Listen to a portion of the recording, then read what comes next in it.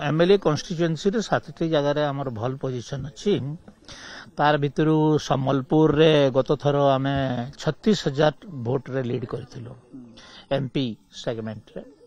रेंगाली अच्छी रेंगाली आमर एमएलए अच्छी तापरे कुचिंडा रे रवि नायक अच्छी आमर एक्स एमएलए सेथरे इथरक बहुत भल मार्जिन रे आम लीड करू।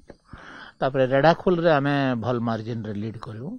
देवगढ़ रे भल प्रथम थर 36,000 लीड देइथला इथरक भी भावुछु देवगढ़ 30,000 खंडे हमको लीड दबो। तो यही 5टा कन्स्टिट्युएन्सी जगह छेंडीपदा अच्छी छेंडीपदा रे गत थर आम केवल 2-3 हजार भोट रे पछुआ थिलु इथरक ताको मेकअप करी करी आमे 7-8 हजार भोट रे लीड करिवो बोली भाविछु। 8 मलिक रे संजीव साहू बाकी सब माने जॉइन करिसंत तो 8 मलिक रे भी परिस्थिति भल हबो बोली करी देखा जाउची। तो ओवरऑल 7टा कन्स्टिट्युएन्सी रे हमर पोजीशन बहुत भल अछि। ई 7टा जाको कन्स्टिट्युएन्सी रु आमे लीड करिवो।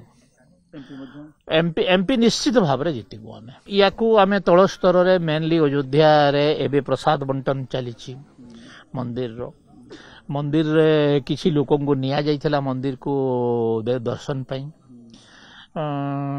तो इन सब कार्यक्रम गुड़ाक चली 370 धारा तो लोक माने समस्त खुशी अछंती 370 धारा रे आर्टिकल 370 उठी जिबार से माने समस्त खुशी अछंती पूरा गोटे स्टेट को बीजेपी बंचे दाला। निश्चित भाव में प्रधानमंत्री कार्यधारा भावमूर्ति एवं विश्व स्तर रे जो भारतर प्रतिष्ठा को बढ़ई पारी छे से सब कथा निश्चित भाव में गोटे मुद्दा होकर रहिबो एटा को तो कि मना करि परिबे नै।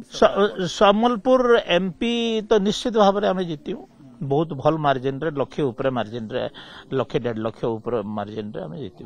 आ सम्बलपुर विधानसभा भी तो जीतू आ बाकी सम्बलपुर डिस्ट्रिक्ट रो 4 देवगढ़ 5 छंडीपदा 8 मलिक भी जीतू। कार्य आरथर को बहुत कम गैप रही ताको मेकअप करिके आम जीतू किंतु एमपी रे कुचिंडा रे जीति छिलु आमे।